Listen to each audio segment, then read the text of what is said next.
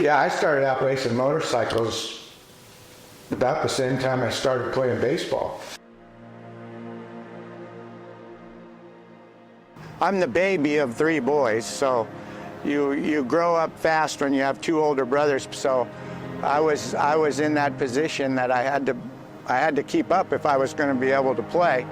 And so I played baseball, football at the youth ages.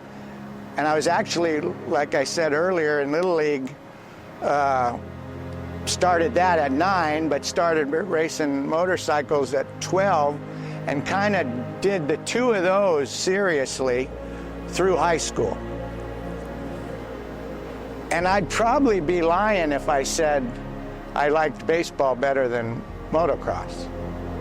But I wasn't as good a motocross racer as I was a baseball player, so the progression went more toward the stick and ball sport than it did the motorsports, but the passion never changed for the motorsports. So I signed a minor league contract when I was 17, went to upstate New York, played in the New York Penn League at 17, went to spring training the following year when I was 18 with the Brewers, and was fortunate enough to make the big league team when I was 18 years old. Now, probably the most important thing that happened in my baseball career happened my second year.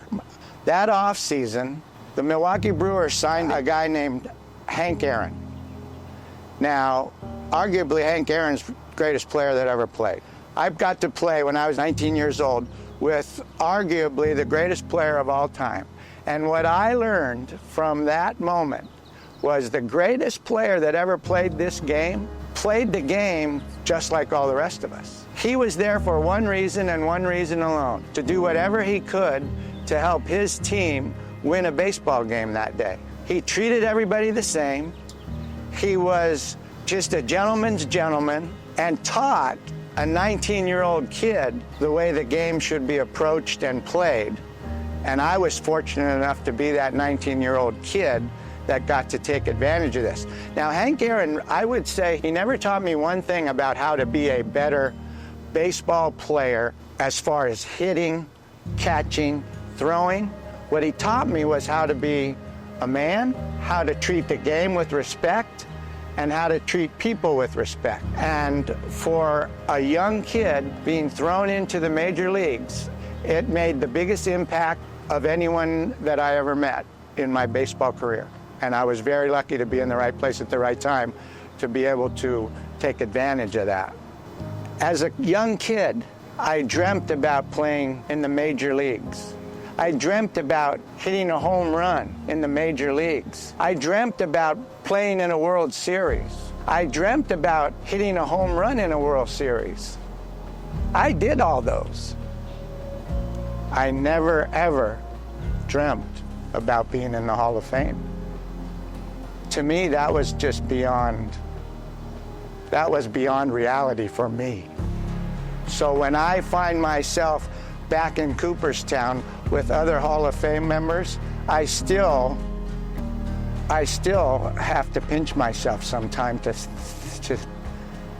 think that reality is I'm one of these guys, but it's hard to feel worthy of those guys. It just is. It's beyond my dreams, is what I'm trying to say.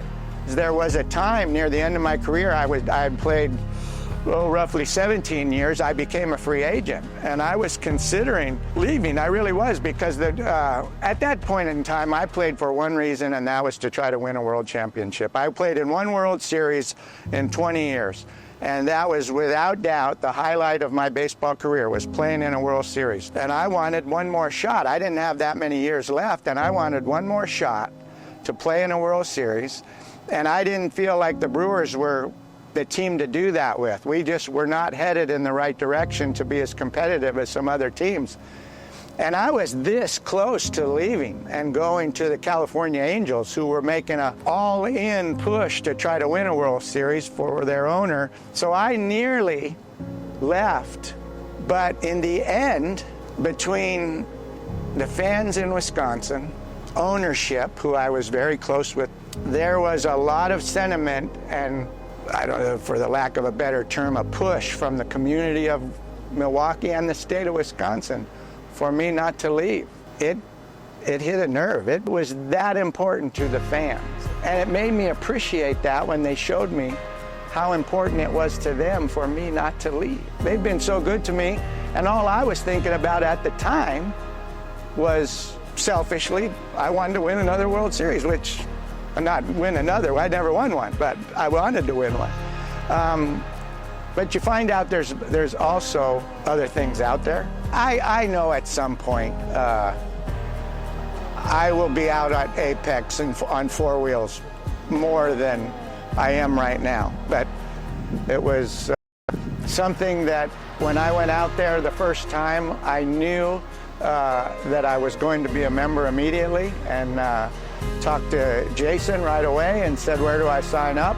It was love at first sight. This is the greatest thing at this time in my life that's happened to me, because it allows me to go out there and keep exploring my passion, I guess, and my passion being motorsports in general. But I go back to my strongest passion as we speak today is still two wheels over four. I also restore old dirt bikes. I mean, it's as a retired guy with time and his own shop, those were my first projects.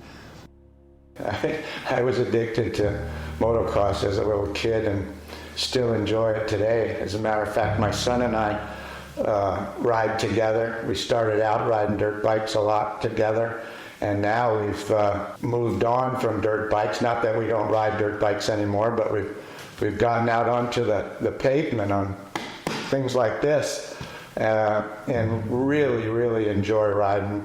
It's been very important to me at this stage of my life to be able to do things with my family, and this is something my son and I really enjoy doing together.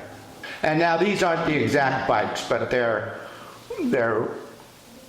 the same model, same year of the bikes that I had back in those, this would have been in the 60s. But anyhow, the one on the left was my brother's enduro bike that he used to get around town in his off season. He played professional baseball himself, and he bought that Hodaka up there. But that's similar to what he had. He went to spring training. He couldn't have been out of the driveway more than 15 minutes that I went in the garage and started tearing all the street stuff off of that bike there and turned it into the bike on the far right, which was then a Hodaka 100cc motocross bike made out of an enduro bike that I started racing. That was kind of the beginning of it all, where my addiction to motorcycles started. And to this day, I haven't lost it. I mean, I may have lost it up here, but I haven't lost my addiction to motorcycles. So anyhow, that's the beginning of it all.